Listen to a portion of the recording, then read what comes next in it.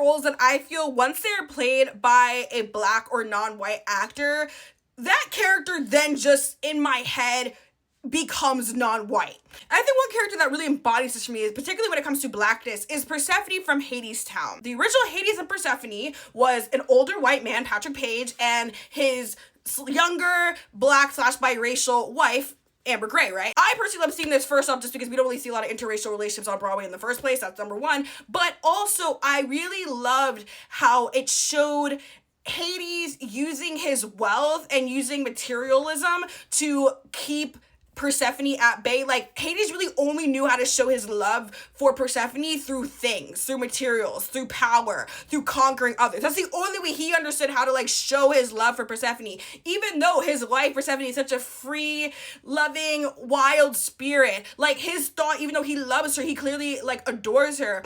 His only thought of when it comes to showing affection is like, I have to literally drown her in gold, in jewels. I have to keep her caged. I have to make a kingdom for her, but like not for her to actually have fun in. I think that can actually reflect a lot of ways in which power and wealth that comes through like the white male identity is through that, right? Like a lot of it is just like, you know, how much can I attain?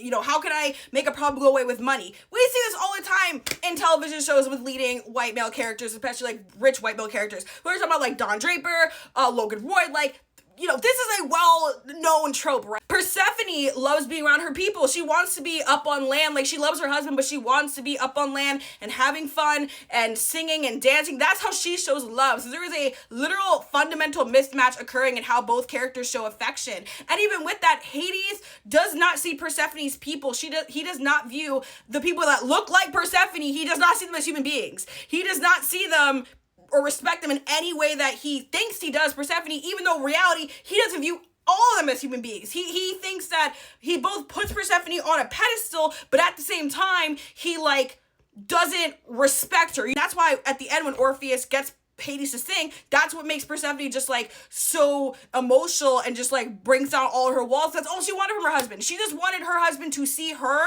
and for him to see the way that she has been seeing him. So when I don't get to see a Black actor or non-white actor in the role, I do sometimes feel that something is missing. I do think something's missing a little bit. There's like a missing layer there. This even parallels Orpheus and Eurydice's relationship, right? Because in the workshop, in that first Broadway production, Orpheus is a young white man and his partner is typically Black or brown, right? And the thing there that's interesting is that Orpheus lives this kind of like delusion, believing that, oh, like it'll be fine, I just have to sing a song. Well, Eurydice is faced with the reality of survival. She has to be like, yo, where are we gonna eat? How are we gonna find food? And that's, again, a pretty accurate reality that a lot of, from my experience, a lot of dynamics with like a white male and a brown or Black woman experience, where it's like, the man is just so unaware and so not in tune with what their non-white partners are experiencing. And instead of like listening to them, they kind of can double down. So we're literally watching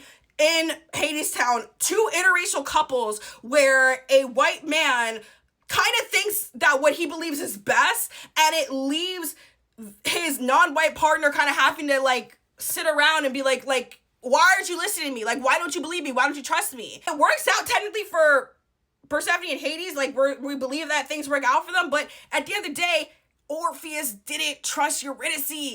Despite like Eurydice pledged to him, he just didn't trust her. And you know what? Like, again, that's just my woke brain is like, there's this one scene from the show Dear White People where the main character's white boyfriend like literally corrects her on something regarding around like Black police brutality or something, and he literally pulls out the phone and starts searching it up, and she realizes, she's like, oh my god, you don't respect me, like you don't take my opinion as legit. And I feel like when it comes to Orpheus and Eurydice in that story, like I feel like something similar is happening.